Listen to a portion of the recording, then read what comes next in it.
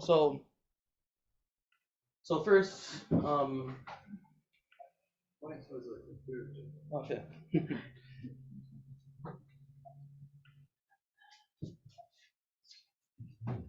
Thank you, Braden.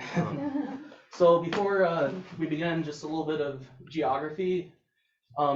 These are the Common Council districts of Buffalo in 1950. Most of the history we're going to discuss, at least I'm going to discuss in my paper, occurs in the Ellicott Councilmanic District, Maston, Lovejoy. So some of these look familiar, resembling to how they're drawn out today. Some are a little bit different, but more or less just keep a mental map as to the part of the city I'm going to be talking about. Can you just point to what areas? I can't see that. Can't see, it's not clear. There's Ellicott, okay. Yeah. Okay.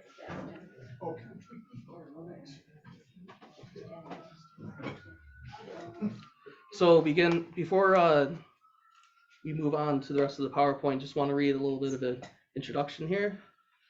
In August 1957, Buffalo Evening News journalist Ralph Wallenhorst wrote a series of articles describing ongoing demographic transformation in Buffalo, New York's Fruit Belt neighborhood, from a predominantly white ethnic German neighborhood to a black neighborhood. Wallenhorst's articles depicted two disparate attitudes towards the Fruit Belt's transition. Sure, it's high, lamented an unnamed black matriarch, discussing her family's $120 monthly rent. But we're Negroes. We were forced out of our last place. We have to have somewhere to live. What else can we do? Contrastingly, long-term white Fruit Belt resident Mrs. Arnold Lagergren made blatantly racist statements asserting that Negroes should have their own neighborhood, while homes that were fairly decent are now a shambles containing porches loaded with every conceivable thing. Wallenhorst's articles ultimately argued if the spread of slum living was left unchecked, it would engulf wide areas of the city, such as the Fruit Belt. Families, noted Wallenhorst, who generally lived in the Ellicott District or Cold Springs, were being replaced by the tide of approximately 4,000 new African-American residents coming to Buffalo each year from the southern states. Increasingly, residential segregation, however, was more consequentially facilitated by government-sanctioned private real estate speculation and blockbusting, suburbanization, and segregated public housing choices. Furthermore, the anticipation and implementation of urban renewal in Buffalo's Ellicott District, and consequentially, the relocation and exclusion of hundreds of black households throughout the east side solidified Buffalo's demographic transformation.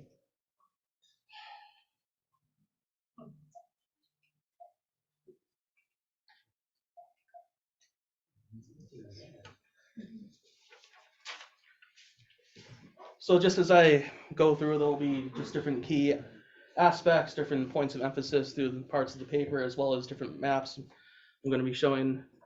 The residential segregation of Buffalo's black community was proliferated and maintained on the city's east side through a combination of segregationist, exclusionary government policies, white fears over property values attached to home ownership, and private real estate speculation and blockbusting. A housing shortage within Buffalo, coupled with the city's deteriorating housing stock, disproportionately impacted Buffalo's increasing black population throughout the 1940s and 1950s. Local government addressed these issues by pursuing public housing construction and urban renewal policies, rather than investing money to refurbish existing dwellings or constructing new single-family homes, as advocated by Black Buffalonians. This process unfolded from Buffalo Municipal Housing Authority's founding in 1934 through 1961, with the final relocation of households within the Ellicott Urban Renewal Project. Several specific events and ongoing trends within this 27-year span demonstrates a collaborative effort among local government and white Buffalonians to facilitate and maintain residential segregation. However, two pivotal events within this 27-year span in Buffalo's history proved consequential to segregation's permanence.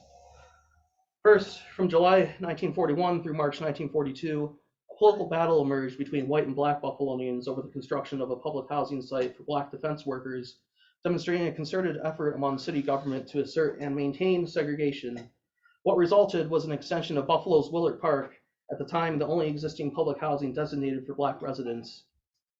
Influenced by white neighborhood mobilization and resistance, the Buffalo Municipal Housing Authority, the Common Council, and two mayoral administrations ignored and opposed pleas from black Buffalonians to facilitate inclusive housing opportunities. Secondly, Buffalo's first urban renewal plan, approved in 1957 for the city's Ellicott district, solidified segregation and outward suburbanization. This urban renewal plan was implemented between Michigan Avenue and Jefferson Street from west to east, and William Street to Swan Street from north to south, forcing approximately 2,219 households to relocate. The Ellicott District Urban Renewal Project demonstrates how Buffalo's residential segregation was actively reasserted and solidified through residential displacement and continued racialized exclusion. 80% of displaced residents were Black. 70% of Black residents moved elsewhere within the Ellicott District or Maston District. Government-backed and implemented housing and urban renewal policies legitimized Buffalo's residential segregation. Private real estate practices and the prerogatives of white Buffalonians made it a reality.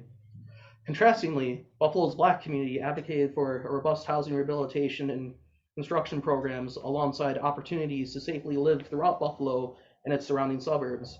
Instead, housing policy choices made by governmental institutions, such as the Buffalo Municipal Housing Authority, implemented a detrimental Ellicott urban renewal plan that actively facilitated and entrenched segregation of Black Buffalonians.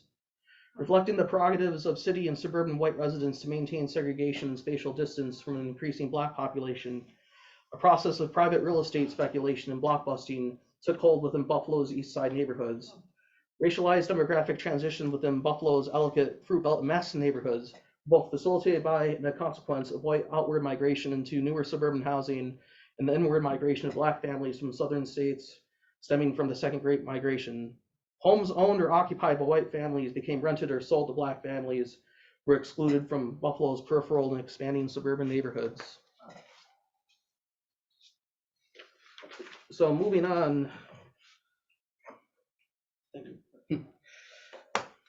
Black Buffalo up to 1940. So, and why 1940?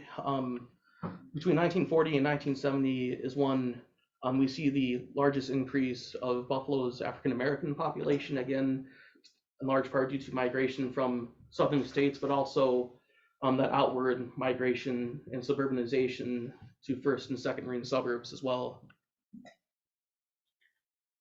I ask a question? What is blockbusting? I don't know what that term means. So, I've never heard of it. Blockbusting, it's pretty much when a realtor or broker of some sort goes to, let's say you have a neighborhood block, all the residents are predominantly white, and they try scaring the homeowner using that racial prejudice to say your property values are going to go down. There's a Black family that's going to be moving into your neighborhood, so you better sell quick. So the realtor then, they they buy it, at a lower cost, and they resell it.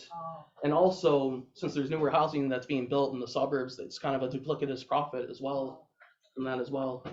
And also, for any questions as well, if we could please reserve them for the end as well, if that's all right, folks. Sorry, I didn't know.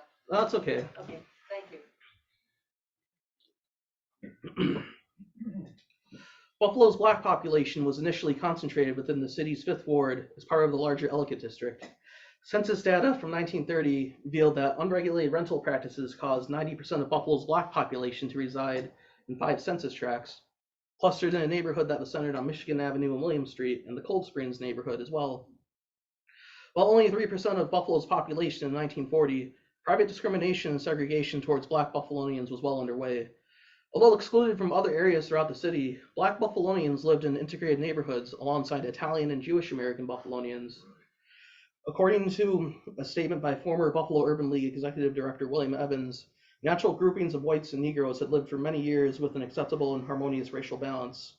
Henry Louis Taylor attests that although living in overcrowded, utility-deprived housing, most Black Buffalonians were not separated from white workers, and there was no demand to exclude them from the neighborhood. Although integrated, the Ellicott district remained overcrowded, stemming in large part from exclusionary private practices that limited housing options for Buffalo's growing Black community. The Ellicott district's deteriorating status and housing options that impacted Buffalo's changing racial demography was reinforced and dictated by the Homeowners Loans Corporation's redlining maps. Hulk redlining maps were utilized by the Federal Housing Authority to determine lending risk for government-financed amortized mortgages. Neighborhoods shaded in green and blue that respectively received an A or B grade had minimal perceived lending risk. Contrastingly, neighborhoods labeled yellow or red respectively received C or D grades and were deemed declining or labeled as slum neighborhoods with risky mortgage investments. Value was derived from the valuation of real estate, written by Holk's chief underwriter, Frederick Babcock, which defined declining neighborhoods as characterized by the gradual decline in quality of people through the years, accompanied by population increases and the more intensive residential use of ground. Redlining maps also reflected the neighborhood composition rule endorsed by Franklin D. Roosevelt's Secretary of Interior Harold Ickes, which asserted that federal housing projects should reflect the previous racial composition of their neighborhoods. Sections 284.2 and 284.3 of the 1936 Federal Housing Authority's Underwriting Manual further reinforced neighborhood racial preference, insisting upon prohibition of the occupancy of properties except by the race for which they are intended and appropriate provisions for enforcement. Federal housing policies legitimized predatory real estate practices such as blockbusting that became prominent in Buffalo. As Taylor further notes, housing operated in the context of an economically rational housing market, which served to transform neighborhoods into defended territories where residents sought to keep out undesirables, especially African Americans.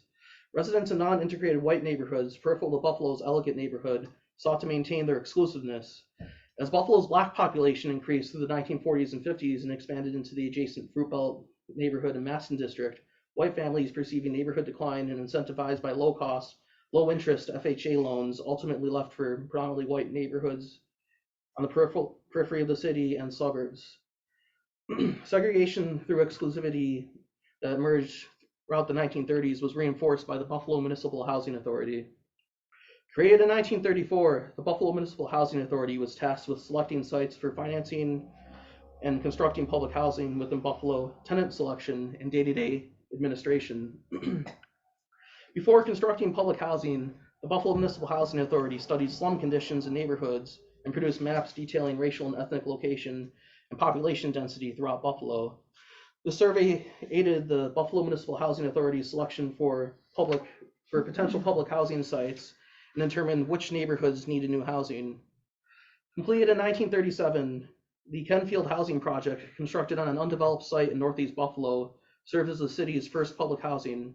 Despite increasing overcrowding in the Ellicott district, Kenfield was an all-white housing project, as black applicants were barred from admittance due to secretive tenant selection by the Buffalo Municipal Housing Authority. The Buffalo Municipal Housing Authority further facilitated segregation by proposing the Willard Park Courts Housing Project in June of 1938, which would be constructed in the Ellicott district solely for black tenants. Similar all-white housing projects were developed by them, such as the Lakeview Homes, Commodore Perry projects, and Lackawanna's Baker Homes. Therefore, from the onset, the Buffalo Municipal Housing Authority drew on the neighborhood composition rule to distinguish and segregate Buffalo's residents. This set the stage for a consequential public housing crisis from July 1941 to March 1942, involving Buffalo's Common Council and two mayoral administrations, who exercised political power to reinforce and entrench residential segregation while capitulating to white resistance towards neighborhood integration. And before we move on, I wasn't sure how blurry some of these images were going to be, but this is the redlining map. So down here is the Ellicott district where, like I said, most of Buffalo's black population had lived, and then that little corner up there, that's the Cold Springs neighborhood. And as we'll see over time, you'll see in it, as more African Americans move into Buffalo, you'll see they'll be occupying Fruit Belt and Maston neighborhoods to the east side. So it's going to kind of filter inward from south and north here. What year is that? This is from 1937.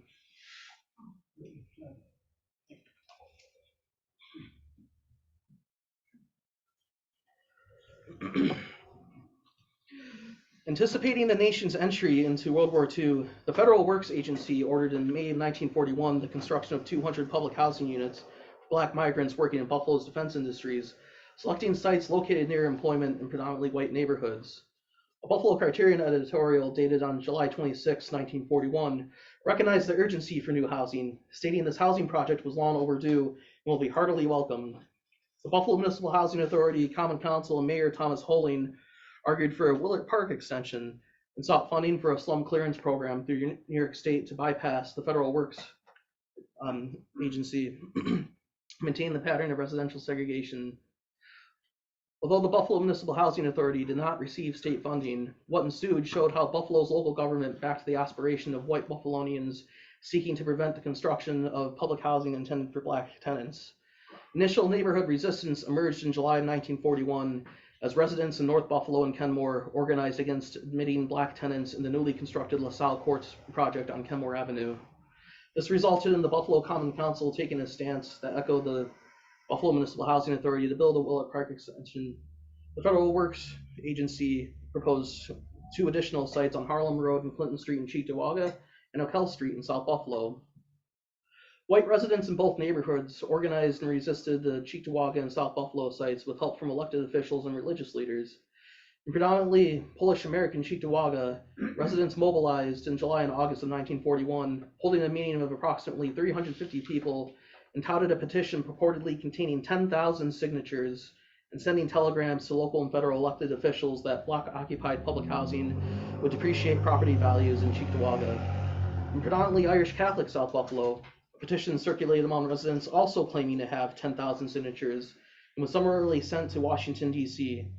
Councilman Gerald Whalen, Assemblyman Frank J. Caffrey, Congressman John Butler, and Mayor Thomas Halling, as well as Reverend John J. Nash, whose Holy Family Church, which had the largest Catholic parish in South Buffalo, supported these efforts. Echoing Cheektowaga's residents' emphasis on homeownership and property rights, Nash stated, "The right to protect our homes is as sacred as the right to defend our lives." South Buffalonians helped introduce and pass resolutions to Buffalo's Common Council supporting the Buffalo Municipal Housing Authority's position for a Willett Park extension, its refusal to the proposed O'Kell site, and desire to cooperate with them in its application to the New York State Housing Commissioner for necessary additional funds. The Municipal Housing Authority and Common Council therefore prioritized maintaining the racial status quo that protected property values rather than support the rights of black workers who sought to obtain housing close to employment. The next proposed Federal Works Agency site in the Lovejoy district also met neighborhood outrage. Taking cue from previous protests, residents organized a meeting at the SS Peter and Paul Church, attended by approximately 4,000 people, to oppose the site selection. To the Federal Works Agency and Black Buffalonians' growing impatience, the Buffalo Common Council rejected the site in September 1941. After months of stalling, in February of 1942, following the United States' entry into World War II, the Federal Works Agency, seeking to move forward on the Lovejoy site, threatened to withdraw funding if Buffalo failed to agree to allocate its own funding for public housing construction. Once again, Lovejoy residents objected, engaging in a letter-writing campaign to President Franklin Roosevelt, demanding him to exert all influence necessary to prevent authorities from putting this project into execution. With housing for black defense workers even more urgently needed, the federal government ultimately acquiesced to this neighborhood resistance, asserting its willingness to extend Willett Park if Buffalo provided additional funding beyond their initial $40,000 commitment. Buffalo's municipal government readily agreed, completing a 300-unit Willett Park extension that only admitted black residents. As Neil Cross pointedly states, the Municipal Housing Authority, Common Council, and mayoral response to white backlash meant the federal government essentially became a passive spectator in the process of site selection. Throughout this ordeal, black Buffalonians were far from silent. Black activists formed the East Side Housing Committee to resist Willett Park's extension in the overcrowded Ellicott district. By the Common Council, and ultimately rejected, my apologies. Black activists formed the East Side Housing Committee to resist Willett Park's extension in the overcrowded Ellicott district. A resolution presented to and ultimately rejected by the Common Council sought to take any action necessary to obtain full enjoyment of the rights and privileges of citizens, and claimed white Buffalonians were stirring up racial hatred and advocating Jim Crowing in Buffalo. East Side Housing Committee Executive Director Dr. Myron S. McGuire criticized the Common Council's acquiescence to racism in a Criterion editorial, asserting that the Common Council refused to give Negro citizens the same opportunity to express themselves as it did for the whites of the South Park area. Also crucial to this was the Buffalo Urban League, who rejected the Willett Park extension due to the history of overcrowded and exploitative housing with the Ellicott district. Since black Buffalonians were historically contained between the 5th and 12th wards, they were, affirmed the Buffalo Urban League, charged higher rental prices than better paid whites because their demand for limited dwelling units was so large. Thus, a stark irony emerged between the claims of white and black Buffalonians. White Buffalonians and suburbanites sought to defend their neighborhoods from black residents, using political power to protect their purported property rights. Simultaneously, black Buffalonians asserted that their rights and privileges as citizens were infringed, calling out government-sanctioned residential segregation through public housing and Buffalo's unwillingness to address predatory landlords. As a nationwide publication, Race, Fear, and Housing articulated this sentiment to the rest of the country and highlighted the municipal housing authority's role in facilitating and maintaining Buffalo's residential segregation and their capitulation to white bigotry by advocating Willard Park extension. This publication also claimed the municipal housing authority persistently refused to alter or compromise its position of complete segregation of Negroes in all housing managed by it, and failed in its job to alleviate overcrowded slum conditions and provide equitable housing access for black Buffalonians. Instead of addressing the immediate housing needs of black residents, local government had facilitated an ecosystem that addressed the prerogatives of its suburbanizing residents and private realtors.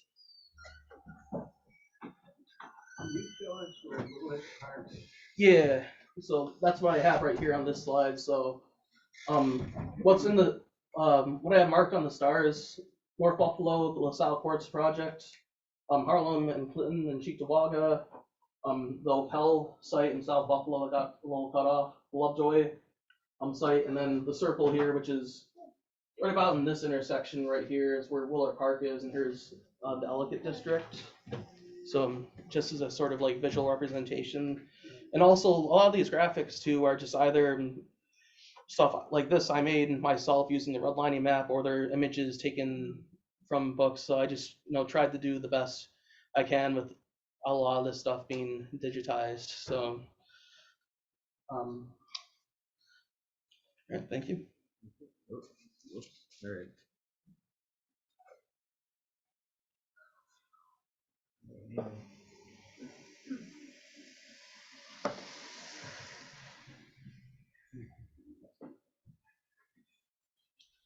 Sorry, we clicked the link.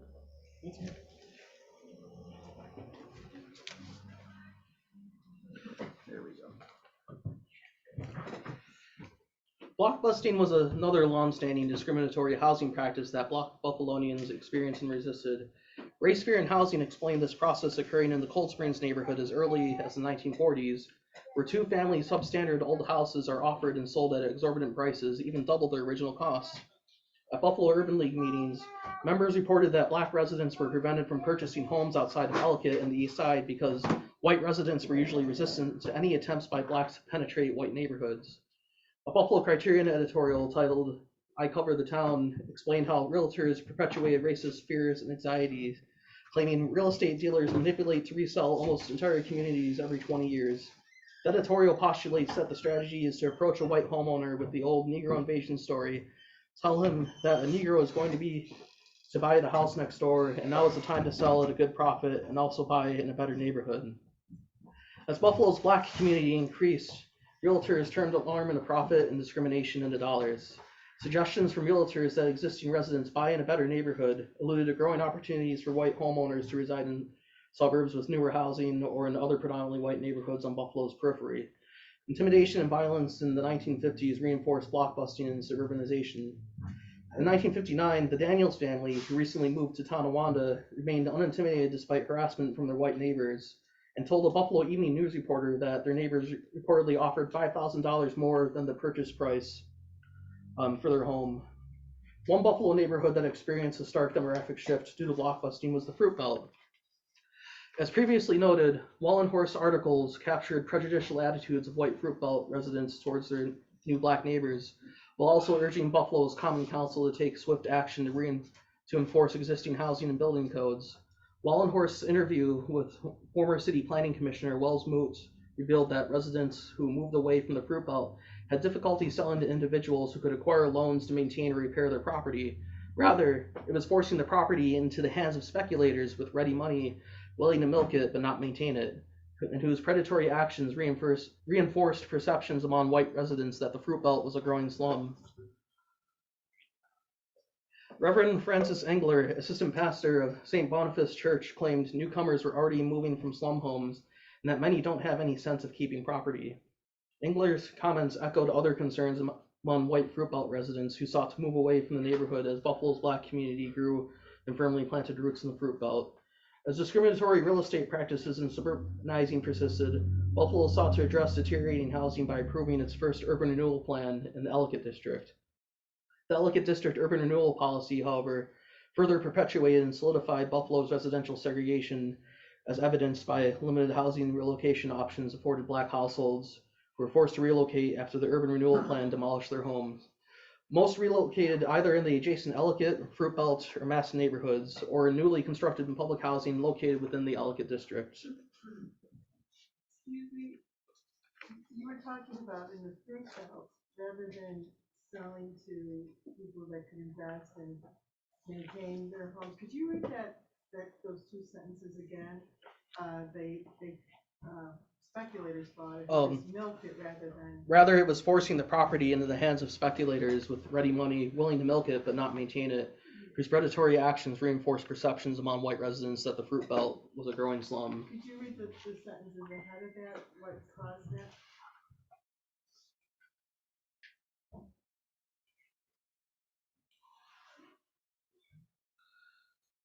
It's okay if I Okay, or, good. yeah. It just seemed really good. I missed it. Yeah, we can talk about it afterwards, and Okay. I can also, if you'd like to, print out a copy of this. If you'd like to take it home. Thank you. Okay. Next slide, please. Thank you. Prior to its approval in 1957, an ongoing debate about urban renewal in Buffalo government foreshadowed its implementation as policy. Homes within the proposed urban renewal site lacked basic utilities and were deteriorating. In October 1954, Erie County Department of Health survey indicated that 78% of the structures lacked central heating, 50% contained no washing facilities, 49% had extreme outside deterioration, and 45% extreme inside deterioration. Rather than wholesale clearance via an urban renewal policy, neighborhood residents advocated for government investment in their own homes and neighborhood. Ellicott's first black common council member, Leland D. Jones, and his successor, Kane Peterson, both favored some form of urban renewal. However, as Mark Goldman had noted, like many of their constituents, these council members were opposed to the sweeping demolition and clearance project outlined by city and federal authorities. Fixing the Ellicott District's housing shortage, therefore, facilitated a discourse between slum clearance and displacement or rehabilitation of existing housing. Ellicott District residents feared that urban renewal would facilitate demolition, displacement, and deprive neighborhood resources from residents, while contrastingly, rehabilitation would allow residents to remain in their home, improve the value of their property, and facilitate genuine investment to strengthen their community. One group, the Ellicott District Property Owners Association, continually stressed the need to rehabilitate housing rather than simply raise older homes in need of repair. Councilmember Jones believed that the Ellicott and Talbot Mall projects, which the city planned to rehouse dislocated residents within the renewal area, would only increase the isolation of blacks in the Ellicott District, and instead had urged a program of small-scale scatter site public housing. Another group, the Ellicott District Community Council, formed as a coalition containing major neighborhood churches, businesses, and community agencies, whose goal was not to stop urban renewal, but rather to ensure that the project proceeded in a manner that caused as few disruptions in the lives of ordinary blacks as possible. Lastly, the Buffalo's Coordinating Council on Negro Affairs sought representation on Buffalo's Board of Redevelopment as a way to exercise power. This advocacy and organizing demonstrates that the Ellicott District's black residents understood the potential ramifications of the proposed urban renewal plan, and that they wanted control over how to revitalize their neighborhood and dictate possible residential relocation. Another activist, the young architect Robert T. Coles, argued that speculators, private lenders, landlords, and realtors have used the housing shortage and patterns of segregation in the area to great advantage while enjoying a tax rate far below the citywide median. Coles also argued that proposed urban renewal plans inadequately address Buffalo's deteriorating housing stock throughout the east side, where black households were confined, and that Buffalo should seek to build additional housing and enforce its existing housing codes. Calls for rehabilitation, holding landlords accountable, building code enforcement, and more housing among black Buffalonians, however, came to naught.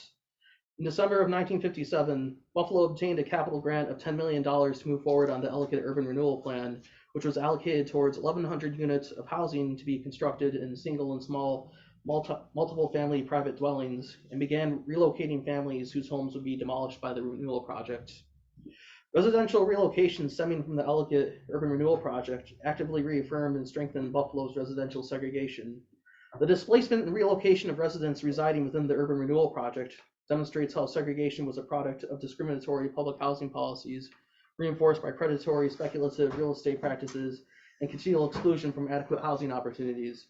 Relocation data from the Ellicott District Urban Renewal Plan illustrates a microcosm of a larger entrenched process of residential segregation. This is indicative in the Buffalo Municipal Housing Authority's November 1961 report, Ellicott Relocation Objectives, Experience, and Appraisal, which surveyed households who relocated from between December 1958 through April of 1961. Detailing initial plans to rehouse displaced families, the study describes how increasing housing vacancies in surrounding census tracts within the Ellicott District, Fruit Belt neighborhood, and Masson District solved the housing crisis. Overall, 80% of displaced households were Black-led, with 70% of displaced Black-led households moving elsewhere within the 7 census tracts within the East Side neighborhoods. Homes previously occupied by white households were replaced by displaced Black Buffalonians, rationalized by the relocation study as a market-controlled operation swept up into a broader population movement, and ultimately failed to analyze suburbanization and blockbusting's deeper discriminatory and historical context. The biggest concern regarding urban renewal officials noted in the Ellicott relocation study entailed how displaced residents would be sufficiently rehoused. For example, from 1950 to 1955, some 50,000 former Buffalo residents had left the city as housing vacancies were absorbed as rapidly as they appeared. However, from 1955 through 1960, vacancies increased from 2,050 in 1955 to 8,138 in 1960. They're currently mainly in East Side neighborhoods. So just a couple of quick maps. Again, maybe a little hard to see, but these are different census tracts with the crosses, kind of graphic or whatever. 100 or more housing vacancies within the respective census tracts. Here's also for reference, here's Main Street here. Here's where the renewal plan is taking place. And then over here, again, here's the 7 census tract where 70% of the dislocated Black families are relocating. Next slide, please. Accelerated blockbusting by realtors in transitionary East Side neighborhoods spurred additional vacancies due to the anticipated and eventual dislocation of Black residents through the Ellicott Urban Renewal Project. Utilizing census data from 1950 and 1960, census tracts 25, 31, 32, and 33, all east of Main Street, and tracts northwardly adjacent to the Renewal Project, saw the greatest change from white households to non-white households. Census tracts 15, 25, 32, and 33 transitioned from white majority to non-white majority neighborhoods from 1950 to 1960. Neil Cross succinctly highlights this demographic shift, stating, "The city moved almost all African Americans displaced by the project to either elsewhere in the Ellicott District or to the rapidly changing Maston District, while whites were scattered around the city, directly contributing to the further separation of the races, thus the increasing social isolation of the African American community." Many Black households also took up residency in public housing in the recently constructed Ellicott and Talbot Hall public housing projects. 65% of white residents, on the other hand, relocated to census tracts in either South Buffalo, North Buffalo, or other municipalities within Erie County.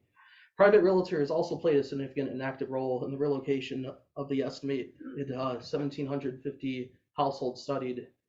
According to the relocation study, 15 realtors, many of who were working with the Buffalo Real Estate Board and operating within the Ellicott and Maston District, handled the bulk of the new home purchases for the estimated 1,750 displaced households. Realtors steered displaced Black households, disproportionately impacted by urban renewal, into a limited and insufficient housing market on the East Side, while steering white Buffalonians towards predominantly white city neighborhoods or newer single-family homes built in suburbia. The Ellicott Urban Renewal Project had a detrimental impact on the Ellicott neighborhood that reverberated into other East Side neighborhoods. Neil Cross estimates that the project dislocated 2,219 families and demolished 1,235 buildings, while approximately 200 businesses, half of these which were Black owned, including restaurants, laundromats, grocery stores, and taverns, were abandoned or moved elsewhere. Another immediate impact was the selling of the Washington Street Market to the Buffalo Savings Bank in 1962, further depriving remaining Ellicott residents of a crucial neighborhood resource. Urban renewal further reinforced segregation and isolation of Ellicott's growing black population. While black residents composed 71% of the neighborhood's residents in 1940, the total increased to 89% in 1950, 94% in 1960, and to 97% in 1963. Echoing William Evans in Race, Fear, and Housing, Robert Coles sternly criticized the municipal housing authority's role in utilizing segregated public housing as a solution to displacement, stating the Ellicott and Talbot housing projects demonstrated how Buffalonians committed ourselves to a plan that placed 1,300 families in 2 public housing projects in the same area. The municipal housing authority's role in the Ellicott residential relocation process reiterates their historical role towards preventing black families from moving elsewhere beyond an overcrowded east side, and in this instance, away from a neighborhood economy devastated by urban renewal demolition. And just a couple more maps to show you. So left image, relocation of white households, again, mainly in either North Park, South Park neighborhood. And this is also interesting to me. They include this little graph. It's a little hard to read, but it says an additional 27% of white owner households located in Erie County outside of Buffalo. So again, this urbanization process that's going on. And here is the relocation of black-led households who are also homeowners, predominantly within the Maston and Ellicott neighborhoods. Again, here's the urban renewal plan. And then the next slide, relatively the same thing. This is for renters, so white families either relocating to the Elk Perry neighborhoods, South Park, West Side, and on the right, black families mainly relocating within the Ellicott district or Maston district. So that wraps it up. So Wow. thank you.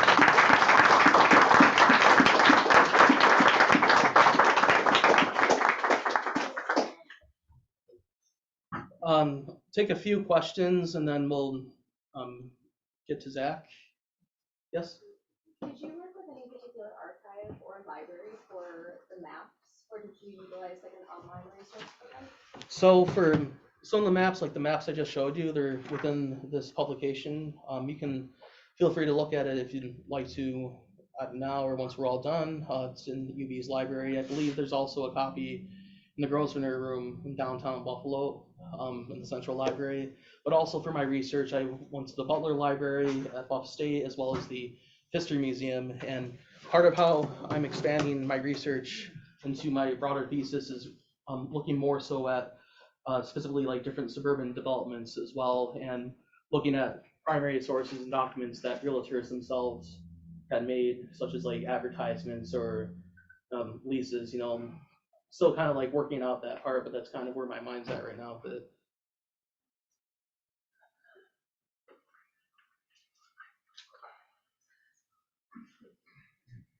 So you mentioned that there were private realtors who would steer black residents into insufficient housing markets and then white residents into newer homes. mm-hmm. So can you speculate as to the intent? Like, were they intent on segregating Buffalo and creating these suburbs, or was there profit in that? So the question was, what was the intent of realtors? Did they intend to segregate Buffalonians? My answer to that would be that the intention wasn't necessarily segregation, but rather using the tools and the environment that allowed for segregation to persist and thrive in order to make money. Because like I explained earlier, what you have is you have a lack of investment within the city, or the investment that is happening is either the urban renewal, which is destroying homes, displacing communities. Later you have the same thing with the construction of the 33, the removal of Humboldt Parkway. But at the same time, like I said, it's kind of a double profit where you can make a sale and then either sell it to either a landlord or to a homeowner, or to a black homeowner, and make a profit that way, and then also make a profit from moving that family somewhere else within the city or to the suburbs as well. Well, that's become these out-of-town landlords. And I remember as a social worker, people having a heck of a time trying to get them. They would hire somebody to do the work for them, right? And then you would have to try to get them to do that work. Yeah. And they would buy like a whole block of houses, like on Mineral Springs. Yeah. I remember there was a situation. Yeah. And also, I guess going back to the initial question too, part of why I'm trying to research and dig deeper into this is that a lot of the documents, for example, editorials, it doesn't mention a specific realtor or a specific realty company. It rather mentions them as kind of like a broad group, but also they're brought up again. The behavior that they're engaging in, the actions they're engaging in, is brought up time and time again. So I think it'd be interesting to see, well, kind of network and trace, where is the money going? Who's, making money off of, Buffalo's deindustrialization, segregation, so on and so forth. Yeah. One more? It would be safe to assume then that some private investors and realtors were integral in shaping policy and in effect changing the geography of the city. Yeah. And again, they're out to make a dollar at the end of the day. So it's, stoking that racial anxiety, that fear, and money. Yeah, exactly. If anyone wants to talk after the presentation or has another question, I'd be happy to do so, but I'd want to. Yeah, we have a chat question. What's the chat question? Heather wants to know, did you come across any first-person accounts and primary sources like letters, journals, diaries, etc., about the personal experiences of how this kind of development and segregation impacted individuals? Not like on an individualized basis, outside of like either editorials or like or newspaper right here. Not like memoirs or letters, or those kinds of primary sources. Part of that too is just given the fact I haven't had as much time yet to go through that, but also looking, again, starting with like editorials, different publications that were circulated around, Black Buffalo and the broader community in and of itself, and nothing either as far as like oral history goes either. But I do think that would be an interesting, if there was an oral history project for like Buffalo's Black community, I think that would be, really interesting to see.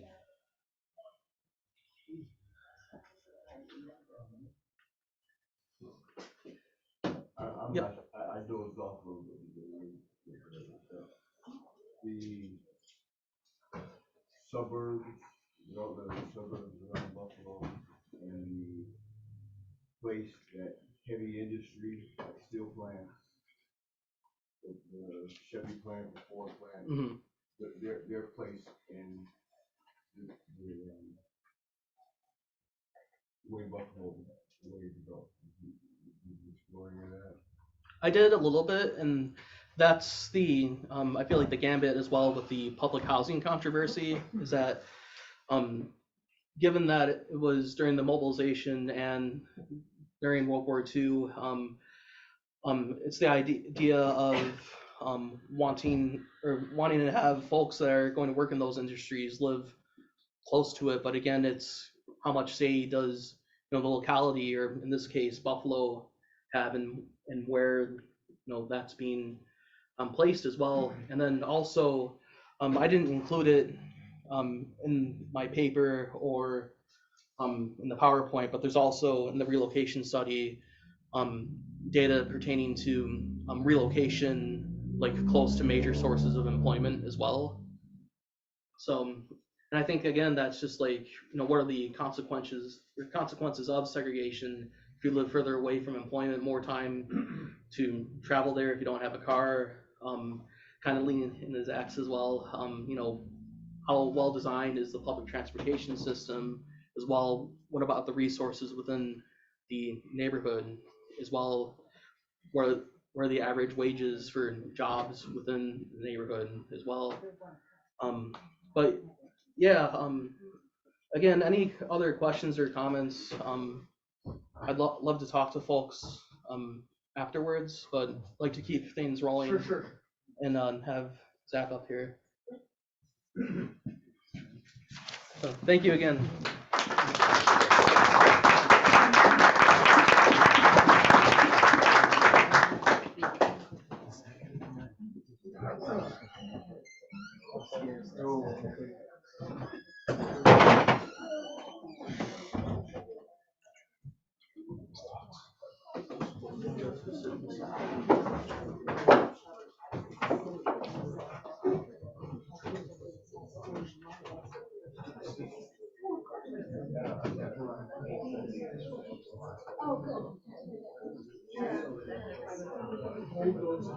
Oh, great, of course.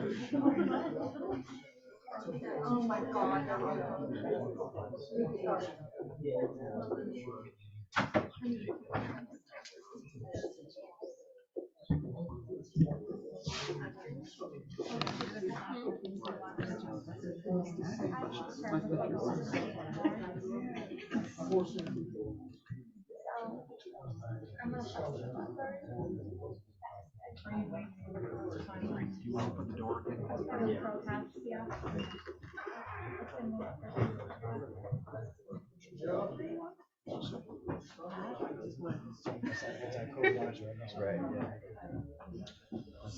Okay, so everybody, I'll let everybody settle in.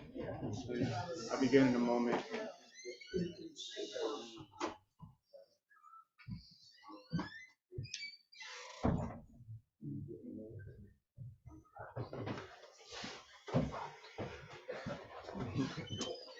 So my name is Zachary Shackelford. I'm a PhD student at the University of Buffalo in the Department of Africana and American Studies. So this is a project I did in a research supervision class, and I ended up turning it into my master's project.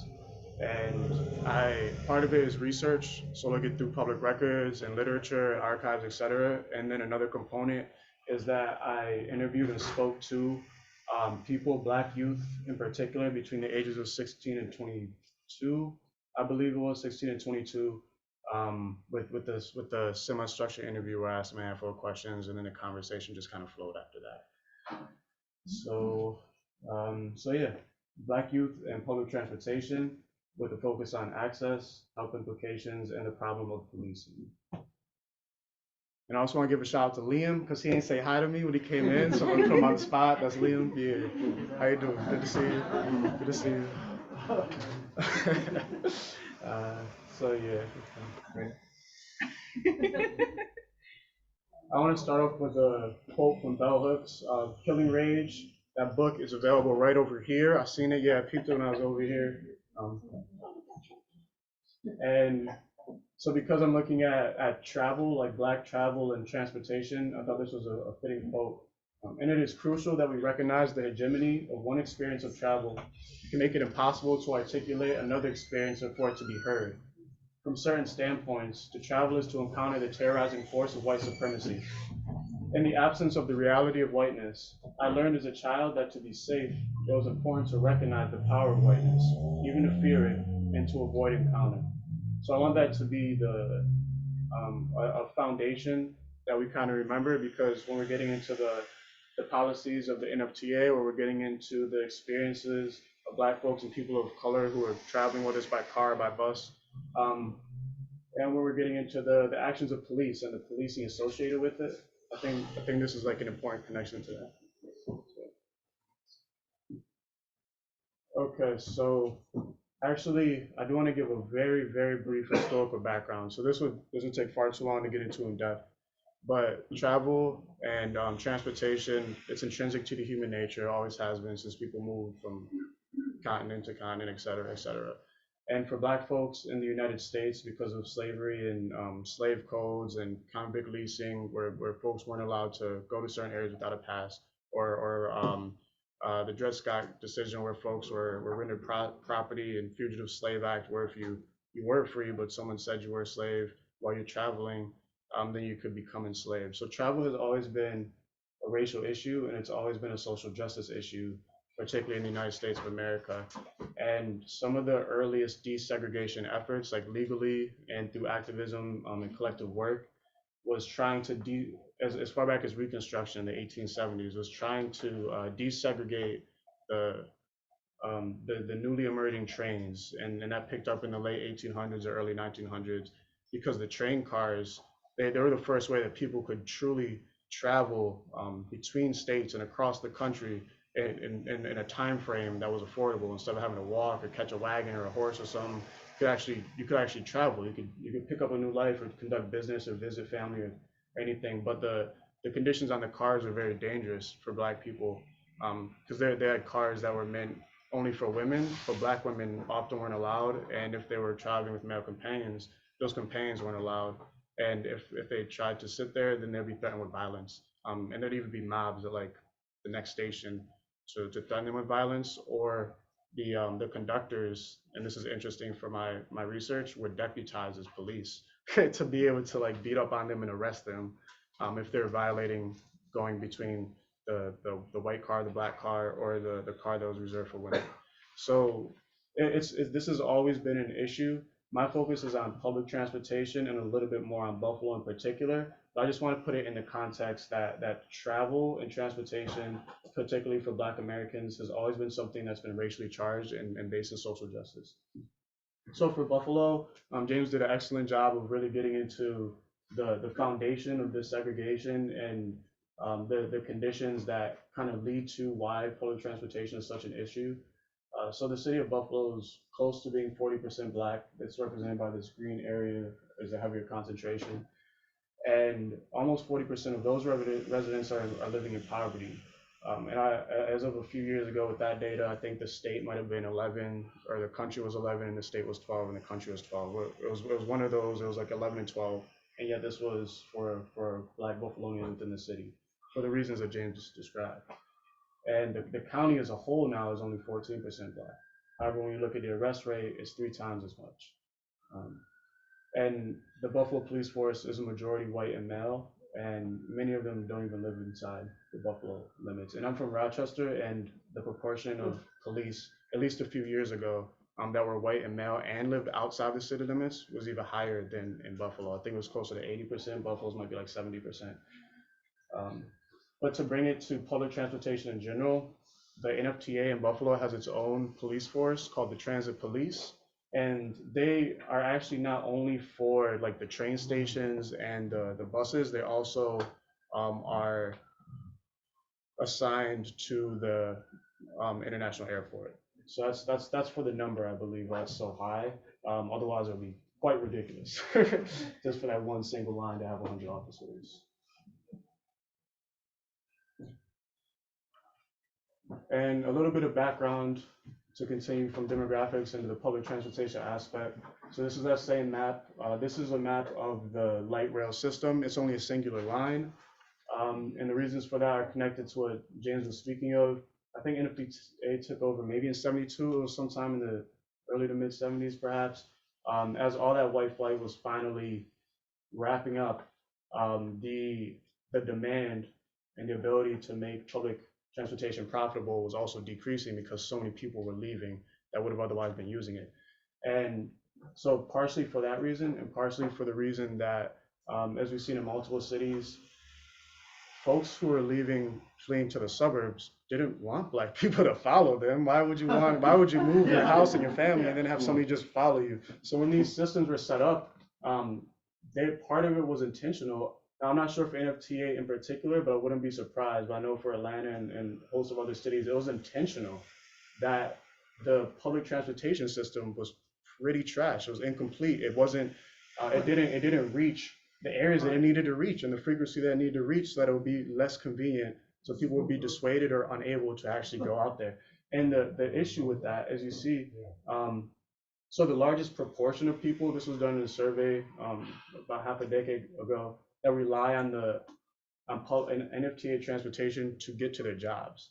Over a quarter of Asian Pacific Islanders, over a fifth of Black people, almost almost around a sixth of Hispanic people commute to their jobs by public transportation, yet only 5% of white people. So clearly, proportionally, it impacts people of color. And the largest number of commuters in the city of Buffalo are black. But the issue is that only 58% of jobs, or 58% of jobs are not accessible. Meaning that only, 42% are. And jobs aren't just manufacturing, jobs are cashier at a grocery store, jobs are a licensed clinical social worker, jobs are, what I'm saying, like health profession, et cetera, et cetera. So if those jobs aren't accessible, it means those services likewise are not accessible. So now you limit people in their ability, whether it's something related to education, something related to healthcare, something related to nutrition. So public transportation for a lot of folks can be such a defining issue because it impacts the quality of life at times that you're able to afford. And now to bring it to the youth aspect, because I did put youth in the title, so I'm gonna try to stay somewhat on topic here. So Buffalo public high school students largely rely on the MTA for transportation, and depending on whether they're hitting the express bus and how far their train ride is, and if they're staying after for activities, whatever, it can constitute 10 to 20% of their total school day. So it's clearly like a large part of their lives, day in and day out, for the students who rely on public transportation, which is a lot of them. Keep moving. This is the last map. After this, I promise no more maps. Get off the maps. This is one you've already seen before, but this map here just shows, this is from 2010 data, but it just shows and actually lists by group who lives where and in what concentrations. So for the green you're seeing, that's Black Buffalonians. We're heavily concentrated. The white, or the blue is white Buffalonians. The red is Asian Buffalonians, and the orange is just Hispanic Buffalonians. So you can see the breakdown of the West Side community, a little more diverse, but still kind of in folks in their own area, but it's more diverse. Whereas the East Side, you see the heavy concentration of Black Buffalonians, with some Asian communities here and there. And then as you get to the outskirts of the city, you see that it's much more dominated by white Buffalonians, and that trend continues, of course, if you're headed to the suburbs where it's almost entirely white Buffalonians, for the reasons that James spoke of. And this is important because if you look at this singular line, it only serves this portion. So then if you're relying on the train, it's very limited in what it can offer you. And there's been talks in recent years to expand the train past University, which would be a good step. But at the same time, it's still limited. It's still only one line, and the train service itself, the rail service, doesn't provide enough access. Yeah, and they can't get the medical care because it's in Orchard Park. Exactly. There's no way to get down there. It's exactly. Yeah. So now I want to just focus on to continue to move towards the focus on Black youth. So I break down just some basic information surrounding people in terms of issues that they're facing. You know what I'm saying? Because everybody's out here beautiful, shining, vibrant. You know what I'm saying? But there's issues folks are facing. So when it comes to Black boys, and this is data from San Francisco and the Oakland Bay area. So this travels, it's not just a Buffalo issue, it's not a Southern issue, it's not a West Coast issue. This is a national United States issue. And they found that in San Francisco, for the BART, which is their version of NFTA, their public transportation, over, almost half of their total citations were for Black transit goers, which is a ridiculous proportion. Over a third of total ticket citations were Black men, which is absolutely ridiculous. You think about San Francisco, that's nowhere near proportionate to the amount of Black men in San Francisco.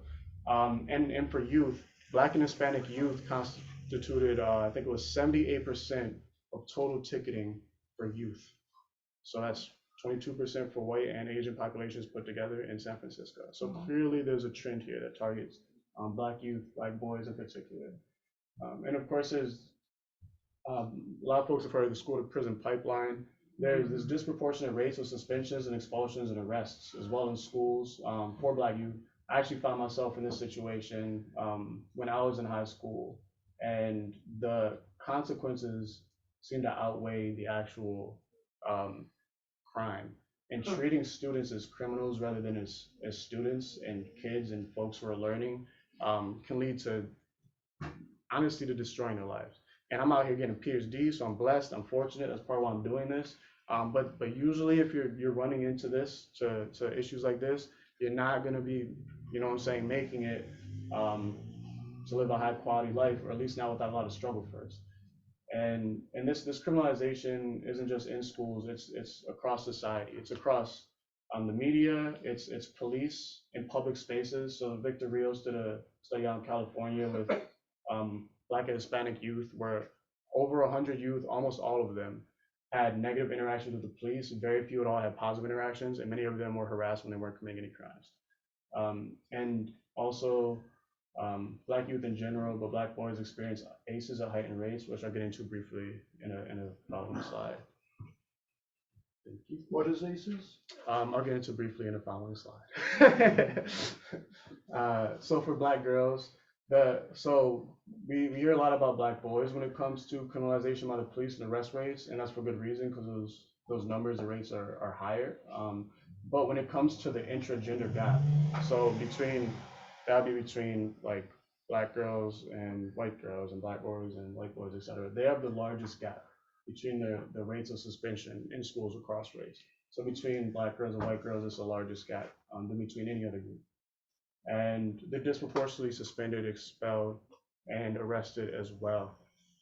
It face violence and policing that's unprecedented from white peers. So this is something, Sojourner Truth, ain't I a woman, right?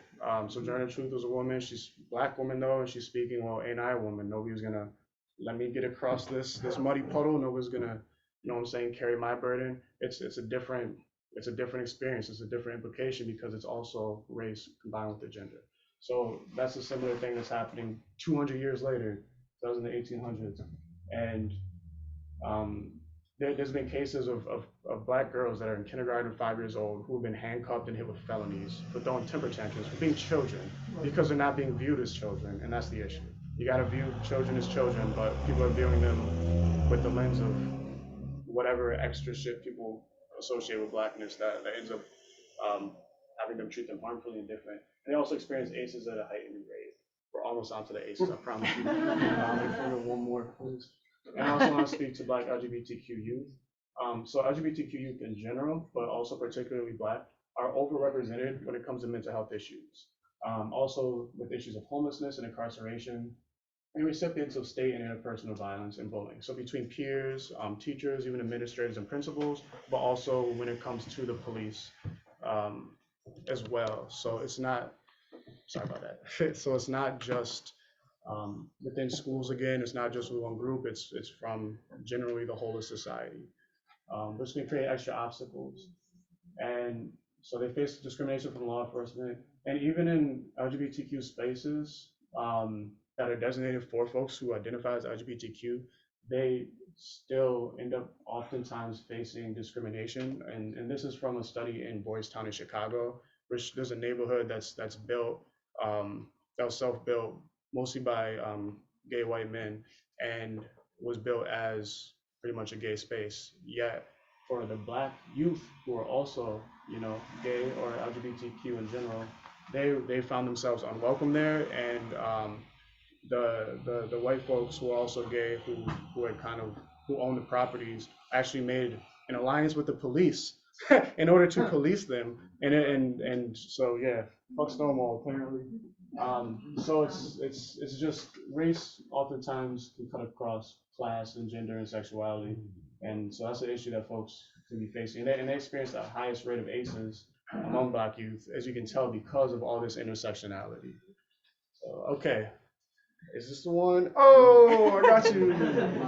All right, so ACEs, bang bang, bam bam. So just to get the health impact over here.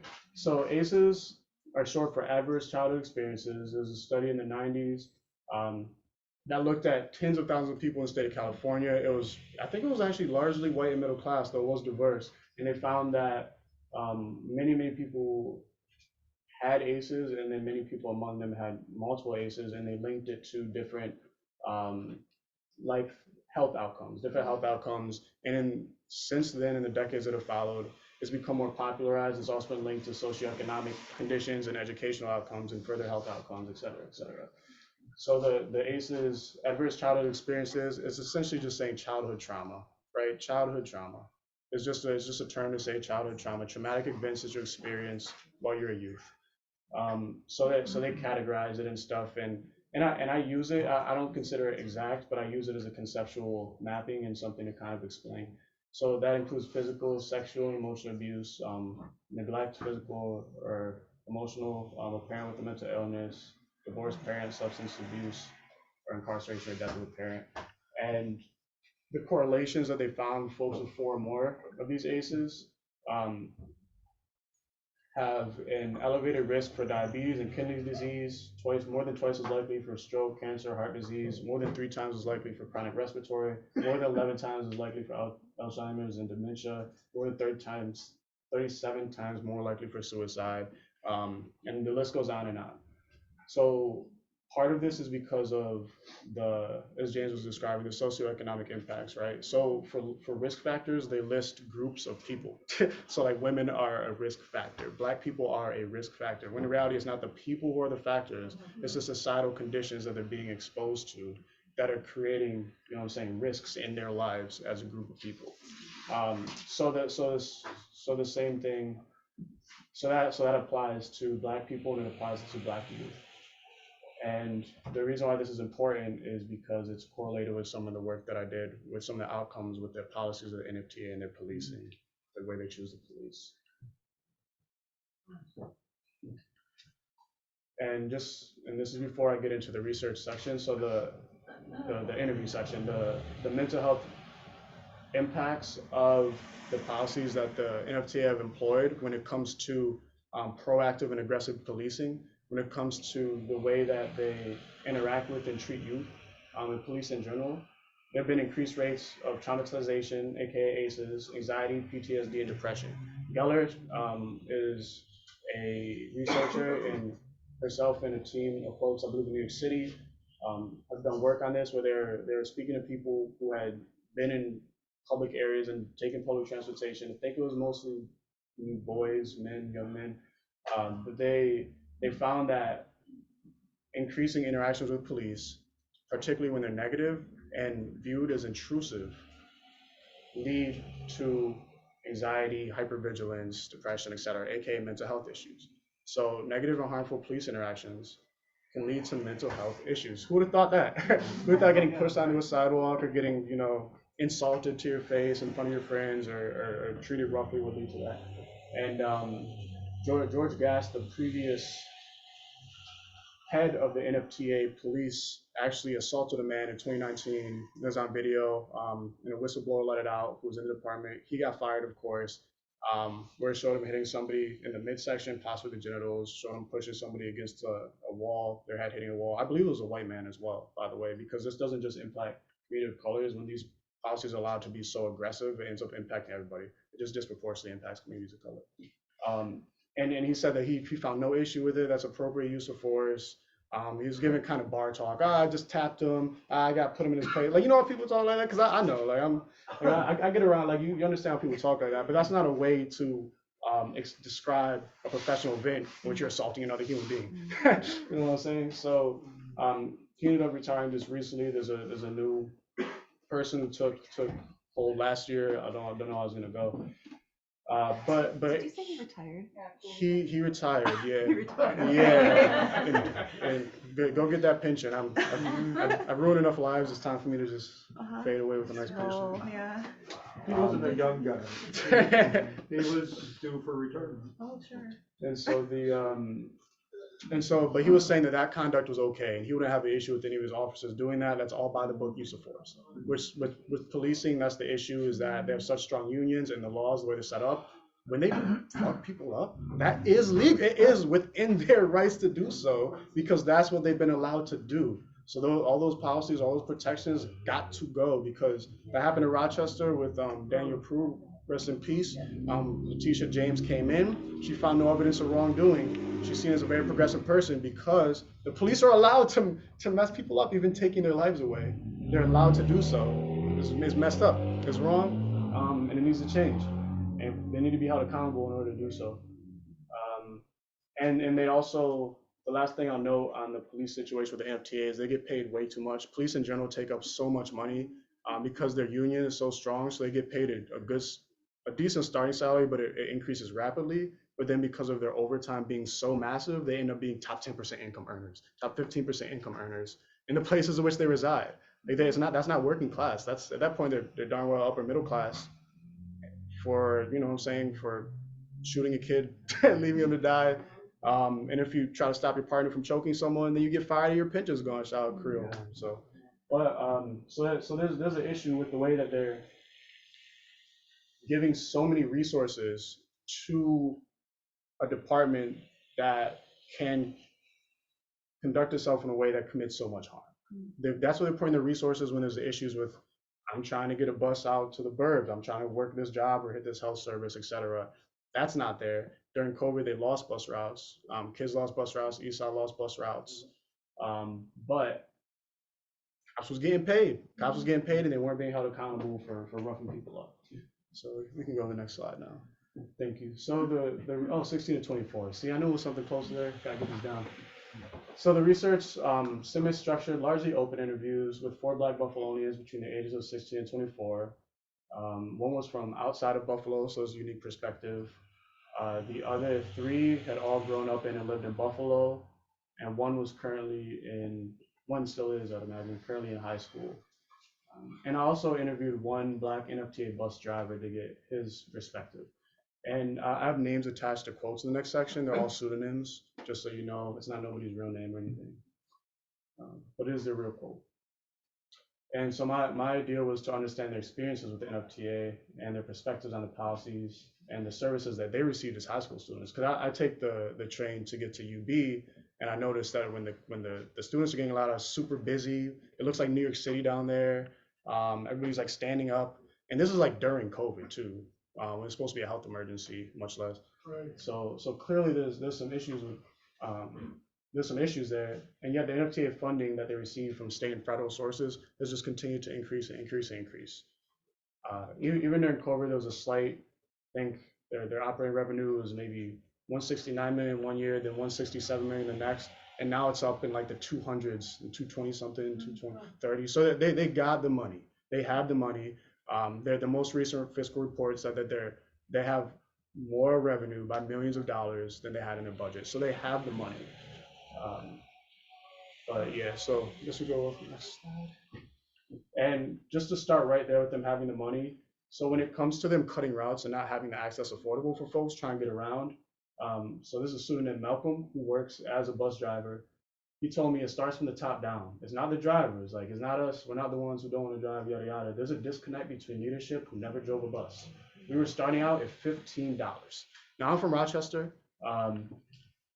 The starting wage, as you see, it's about a 30% difference, $5. Rochester is not, and also Syracuse too.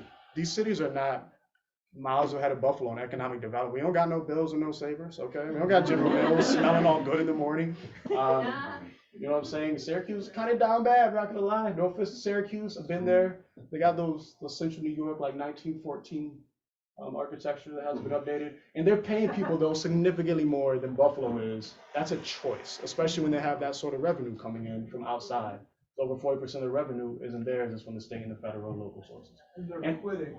Many of them are quitting. And many of them are quitting because of these conditions. Because why would you work somewhere that's unsafe? They don't have breaks. And that's awesome, man. That's real messed up.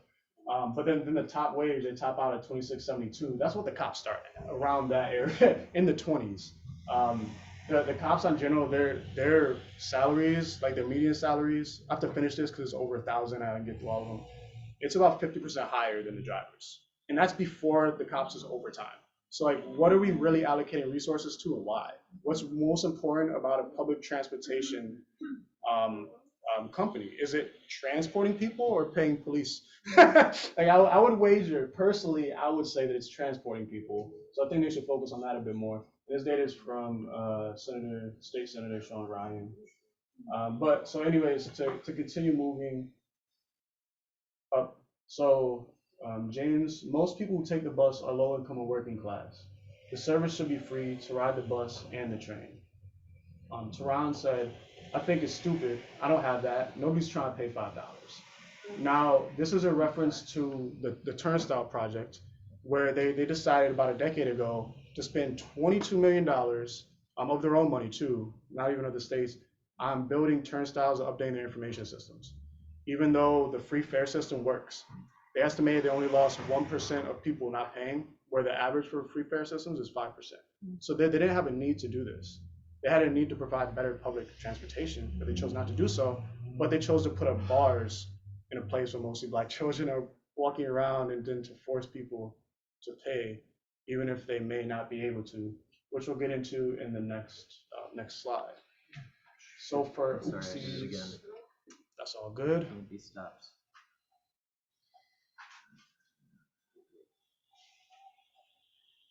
It's all good. I appreciate it. So for two of the participants who I spoke to who didn't pay for bus passes only on occasion, with both participants, it was linked to them being in a hurry. They're in a rush. They're not covered during the school hours because the bus passes are for very explicit hours. They got to get somewhere. Human things that happen. You know what I'm saying? Not bad intent or anything like that, but just they're in a rush. Usually they have their pass. Occasionally they can't pay, and they end up getting ticketed. Now, in the best case scenario, depending on the ticket checker, they're just asking you to get off. And it's interesting because I've only ever seen white transit police, and right now, I believe there's only black transit ticket inspectors. There used to be a couple white folks who were actually mad cool. It was like an old black dude, a couple old white folks, and they was chill, man. They were cool. They just asked you to get off. They wouldn't threaten to call the cops, try to beat you up. But right now, from just ethnographic, personal, I ride the train several times a week. I've only seen black ticket checkers, and I've only seen white transit cops who, due to proactive policing, they post up at stations or outside of stations. They ride the train. Occasionally, they're asking for your tickets. That's only happened to me once. They traditionally don't do that. And if there's an issue, they'll go seek people out. And so for this testimony from Amaria, she was describing an incident where she was just trying to take her AP trig. She was a graduating senior going to college. She was just trying to take her AP trig, and she was running late. It was outside of regular hours, so she didn't have the pass. And she got stopped by a ticket checker who happened to be a black woman. And that ticket checker, when she just asked, "Can I stay on the train because I have to catch this?" She asked her to get off the train, or she's calling the cops, and then she called the transit police on it. And the transit police were two white men and one white woman. And this is a quote from her. She was saying, "Are you serious? Meanwhile, I'm having an asthma attack." I told them as I was being arrested, I was being a little rambunctious. I was like, "You don't have to treat me like this. You don't have to talk to me like this. You don't have to." And I know. I was really, really upset at how they were touching me. And also, I was in the process of an asthma attack. I didn't have my purse because they took my inhaler. So she described an incident where one of the officers touched her butt. She was handcuffed, and she was handcuffed very tightly. She lost a shoe on the way into the police car, and they didn't pick it up for her. So she's downtown at the station where she's supposed to be taking a trigonometry test so she could get an AP diploma and have a better chance of getting into a better college. So this is a direct example of messing with people's mental health. Clearly, you're getting assaulted. Having an asthma attack, that's physical health. You could die from that. And also her educational attainment. So the implications, I feel like the NFTA doesn't really look at them fully enough when they decide to spend millions and millions and millions on police and let them just run loose. And the way that the ticket checkers utilize police at times can also be very aggressive and unnecessary. So it was a very upsetting and harmful experience for her. And you can go. So solutions. So just a little breakdown between that, because that's like a heavy topic. So there's so much more in the interview transcript. I can't include it here because it would take hours. But the important things that if I had to simmer down to a few, was that one of the participants was housing insecure, and he was expressing how $5, he just don't got $5, but he has to get places. So what is he gonna do when it's more difficult to just do that? And you can say like, oh, people should have tickets always, et cetera, et cetera. But that brings up the question which I ask folks: should public transportation, given the context of the racial discrimination linked, it's linked to lower income people, it's linked to disproportionate amount of people of color, should it even be a paid service, much less have police who are then allowed to act aggressively? Or should it be subsidized? Should it be free? Because I know for senior citizens, I know for, I think people with disabilities, there's subsidizations, so you don't have to pay the full price. But you don't get that but even if you only make $15,000 a year, or you're a student, you make nothing, you don't have a reduced rate. So what are you supposed to do? If you have to get places and you have to use this because you can't drop 20 on an Uber, maybe your car broke down and you don't have a car yet because you're a kid, or you don't have a car because of your income situation. So there's a whole bunch of, so I'm looking at this as public transportation as a public good, as social welfare, as social justice. It shouldn't be privatized, it shouldn't be fed to police, it shouldn't be focused on this profit, especially when they're getting most of their money from the government anyways. All right, they're not that nice with their business antics. They're not self-sustaining. So I feel like it should be viewed in that lens, it should be treated in that lens. I think that state and federal government should continue to pour even more money into it, and I think that the public transportation corporations around the US and in Buffalo should be held accountable and held to the standard of being a community good, of understanding these historical implications and working from that basis of understanding. But speaking to students, the current student as well as people who were students, they told me that the trains, there weren't enough trains, which I observed myself. And they said usually they'd have to end up waiting for the next train or the train after that because it's just so packed and crowded. Now, clearly, you know when students are getting out of school, you know what the peak times are. You don't need advanced data systems for that. It's been going on for decades and schools have the same time. So they could just add more trains, a higher frequency of trains or additional cars, rather than simply just say, F you guys, stand, wait, catch some COVID, doesn't matter. So one solution for the trains is to increase the frequency of those trains during peak transportation hours. It would seem very, commonsensical to me, but whatever. Take when the schools let out. For the buses, it's important to increase the wages and benefits for drivers so they actually can afford to drive and so they want to drive. Because why are you going to want to work a job that doesn't take care of you? You're not, especially in a capitalist system. And they can clearly do so given their budget and given what the neighboring cities are doing. And that way they can look, the corporation can look at increasing the number of routes, increasing the reach of routes, and then the frequency of those routes during key hours. Because even if a route, maybe you of those 58% jobs you can't get to, maybe there's the 42% you can, but some of those are in the suburbs too, and the buses run so infrequently or it takes so long to get there that it becomes cost prohibitive anyways to work that job. So then what jobs do you really have the ability to apply for? And if you need a car to apply for a job, I don't know how many of those jobs are listed in New York City with better public transportation, but there's a lot of them in Buffalo. It's prohibitive to getting a lot of jobs. So it impacts people's economic situations, and it just doubles down on that residential segregation. So instead of fixing or changing the problem, it's just reifying it. So the public transportation infrastructure is reifying the inequality that James talked about, and they need to do differently in order to change it if they want to actually serve the people as well as not act as a negative force on people. Cleanliness, young brother. So something young brother, pseudonym Davion said that bothered me was he was saying, when I asked him about the tolls and the turnstiles, he said that it doesn't matter what I think. Like it doesn't really matter. They don't care about what I think, and that bothered me. It bothered me because being a young person, I understand how you could think that because everything's set up around you. When you're you're a high schooler, et cetera, you're a teen, you might not think that you have much ability to impact things and everything's just decided for you. But that's not the case. It's somewhat the case, but it's not the case. And then also being black, considering the way that society looks at and treats us, so considering the lack of consideration in these policies, in the services, it's easy to think or feel as though your voice doesn't matter, what you say doesn't matter, your life doesn't matter. And that's not the case. So I told him it does, like that your voice does matter. They might not listen to you, but it certainly does matter.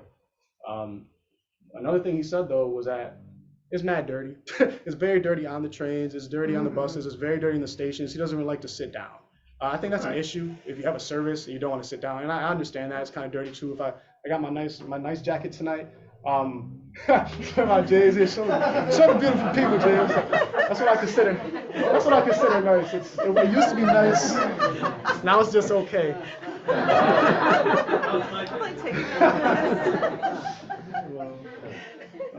But when I'm on the bus or the train, I take it off, put it on my lap. I let some other piece of clothing touch it because I'm like, I don't want this touching the thing because it is pretty dirty in those areas. So he has a point. You want to increase cleanliness and sanitation if you want people to depend on using it and to feel safe and comfortable using it.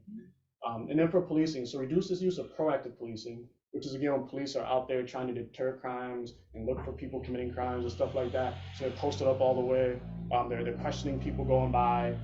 This semi-police state type joint. And there's arguments for and against it. I'm personally against it. And also increase reliance on community groups like the peacemakers. So the peacemakers are dope. They actually will ride the train sometimes, and those folks will be at University Station because generally most high school students are just chilling, but some of the babies do like to act up. Occasionally there's like a fight here, a fight there, and it is important that those things are handled and diffused. But it's better to have people who are like of the community and who care about them and aren't going to beat them up or throw them in jail to do so. And to increase, to start, I guess, use of social workers. We've been talking about this for several years. We need social workers, please. Just pay them instead of the cops. I feel like that's way more productive than paying the police to do these things. When most of the time, it's not a violent crime and occurrence. And then for the police that you do have them heavily trained in cultural competency. Same for the ticket checkers, really everybody. Have them heavily trained in de-escalation, not tapping a guy and using use of force. That's not really use of force. And anti-racist bias training, trauma-informed training. Look, they got money. They better use it for something worthwhile. They're clearly getting paid the money. Trauma-informed care and training and nonviolence. I put that up there, but in nonviolence too. And then we also need more community oversight. And there's some groups, I think, Trans Writers United. There's a couple other groups who have trying to put citizens on, like transit riders, on the board and in these meetings to help make these decisions. So we need more of that. We also need more policymakers to get involved, and we need more regular citizens to get involved to just really voice that this is, to become aware that this is an issue, and then to voice how we can change it so it works better for everybody. Because something that one of the other interview folks said was that people think that having a fair system free is taking away money, but no, if you have it free, it encourages use. People can better access jobs. All that money is going to come back. This weird like selfish like, I got to keep the money, you don't get the money. It's actually detrimental. So like racism is detrimental. If black folks are locked out of the economy for the most part, it's detrimental to the whole economy. So again, racism mostly hurts like black and brown people, but it hurts everybody because it's a destructive thing. So community oversight and overall just increased community representation and involvement, greater improved service, and subsidization of passes and fares. And in the most radical, progressive, revolutionary tradition, I'd say they should be free. They should be free. Police shouldn't be there unless there's an explicit violent incident, and they should be accompanied by a social worker. That's my stick, y'all.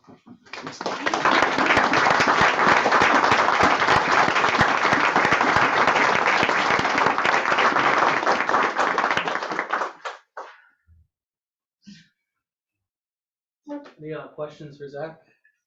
At the risk of sounding, maybe this is an obvious question, but do you think that like the NFPA is intentionally, do they have the kids write the NFPA intentionally to use those police against them, to utilize those NFPA police? What do you mean? You mean? Repeat the question for the wide audience. Like the students, they have the students ride the NFPA buses so that they can utilize those NFPA police? So the question is, do they have the students riding NFTA buses so they can utilize NFTA? Yeah, I mean, I assume that the schools like encourages, that's the only way for them to get to school is to ride the NFTA, right? So is that For some intentional? students, for the transit police? Yeah, versus a school bus, you know what I mean? Like, that doesn't have like. So the transit police don't ride the buses, they ride the trains. But a big part of why they're there, I believe, yes, is to police black children, black youth. Okay. But I think it's also just the black community in general. But I would say that that's a big part of the reason that they're there, yes. Buffalo school kids were taking public transportation to school long before there was such a thing as the transit police. So the transit police aren't dependent on kids going to school. Yeah. Someone back there. Yeah, Oh. I know that they're starting to put in like turnstiles and testing that out recently, and they've also put up signs all over like the train stations that say that like the police are there and whatever. I was wondering what your thoughts were on that and the way that that like increases the surveillance culture automatically of everybody coming in. So And how that'll change. there's a question that, or a comment that there is that they're installing turnstiles and the signs, speaking about the police in relation to them. What was the last part of your question? I was just wondering, like, if that, like, will contribute to, like, this feeling of surveillance inside of that, and what your thoughts are on that, like, how that impacts mental health, like, the safety of people that are there. It's not just the police, it's also the entire environment. Got you. Okay. And will that increase the feeling of surveillance and create an environment that negatively contributes to mental health? So yes, absolutely. Personally, I hate it. I hate seeing bars erected in a place that's supposed to be, because bars are there to restrict movement. The train is supposed to be there to promote movement, and I personally don't like it, especially in the connotation that it's a whole bunch of Black folks using it. I think there's a strong symbolism there, and I don't like it at all. And I do think that just having an environment that's like that makes it more, especially to, like you said, promoting the police, makes it more threatening. It makes it less open. It doesn't promote, hey, I want to be in this space. It promotes that you got to regulate yourself in this space or tread carefully in this space. As that beginning quote with Bell Hooks, in encountering the terrorizing the force of whiteness, in order to be safe, you got to adjust yourself to it. That's exactly what that is. That's why that quote's there. Bell Hooks is bound. So obviously. And it'll encourage, you'll have to start getting it together. Right? Exactly, for the most, unless you want to do the New York City style, hop the joint, and yeah, which will lock out people who simply don't have the money. You know what I'm saying? Whether they're young or older or temporarily homeless or whatever it might be, you're just not gonna be able to ride it. Oh, sorry, you had your hand up for a while. Thanks for your presentation. Can you cite one or two successful examples of metropolitan area public transit that operate on a free basis and provide the efficiency and quality of service that you are calling for? Real life examples. I don't know real life examples. I know one. Tell me In Tallinn, Estonia. They've had it for many years now, 5-10 years. Yeah. Was that one city, or is that you say is that It's national? a city. That's a city in Estonia, like the capital of I Estonia. could You know also of any suggest, community? a lot of Tokyo operates on a free bus basis And as it's well. something It is self-sufficient? spotless, and there is absolutely no trouble to be had whatsoever on the trains. I one time lost my backpack on a train and went back 2 days later and it was still there. At the exact same place I left it. It's also Yeah, on the seat. Because they knew someone was coming back for it, so they left it.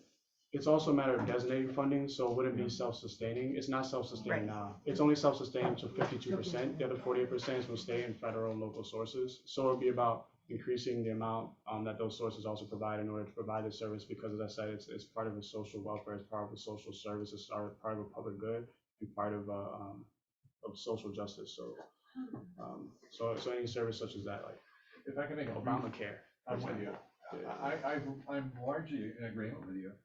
And I think one of the problems with US society is we seem to have a real reluctance to observe and learn from other cities or countries, whether it's Estonia or Tokyo. So that's why I was wondering, has any city been able, in our country, in our cultural context, been able to reproduce that type of workable, successful system? Kansas City is doing an experiment in it now. Where? Kansas City? Kansas City. Missouri or Kansas? That's a good question. I should double check. Has the NFPA heard any, like, what's the communication with the NFPA that you're organizing, some sort of organized movement to transform it? So there is the Transit Riders United, what, I think I have on my phone. There's a council that does meet, like a citizens advisory council, something along those lines, who they do meet, they have a voice. I think they've secured one voting member at this point. They're trying to secure more.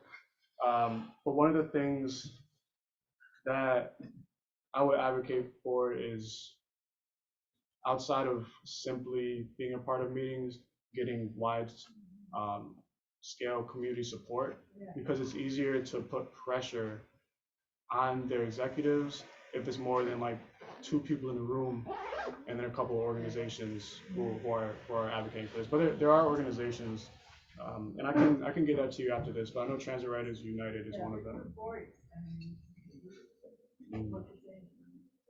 Thank you. Yeah. Thanks again, Zach.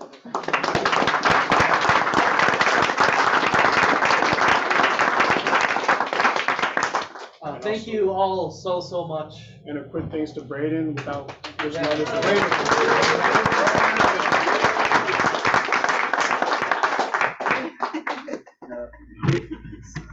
Anything else?